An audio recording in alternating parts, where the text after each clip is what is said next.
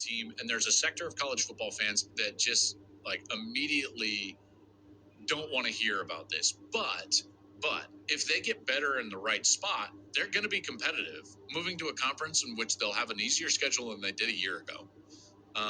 If they protect Shedeur, as I was talking about there in the Heisman discussion, they're going to be a really good team. And so here they are, and they land the top offensive tackle prospect in the high school class, Jordan Seaton, a 5-star player. They get, few other players in the transfer portal, including a guy that was a top 100 player out of high school, Tyler Johnson. He's transferring now from Houston to Colorado. They're going to be a lot better on the offensive line. These guys have size. They should be able to protect at least better. And I know that Coach Prime is excited about this, and Shedeur is excited about this. So Colorado's starting to make some moves right now. And then when you look at this, here's the thing: is that there's always going to be people trying to tear down what Colorado is doing.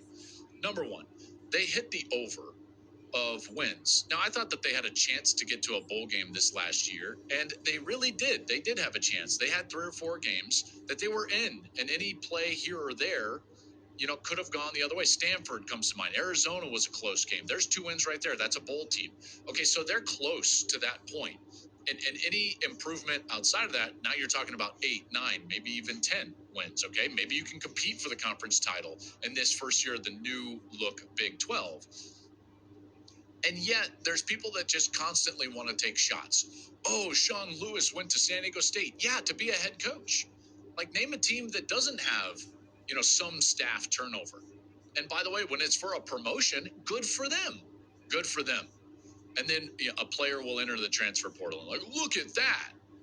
The tight end went to the transfer portal. Yes, I mean, this happens everywhere. It's called college football. And a lot of people taking shots at Colorado's ranking in the high school recruiting rankings. I will just tell you, those are aggregate rankings, okay? Those are volume specific. It pays off in your recruiting ranking to have 20, 22, 23, 24, 25 commitments.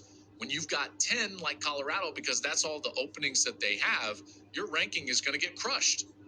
What I would suggest that you look at is the average player rating of the class, because that will tell you more of the quality of players you're bringing in and the impact that those players may have right away.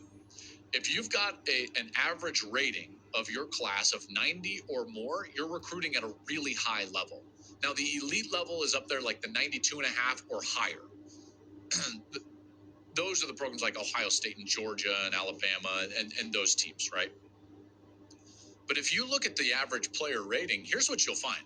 And this is the truth. So here are the facts. Outside of the narratives that you hear pushed by those that want to tear down Coach Prime in Colorado, Coach Prime is dominating right now in recruiting as it relates to the Big 12. Because right now, their average player rating is 90, which is number 1 in the Big 12. But you don't hear that in some of these articles.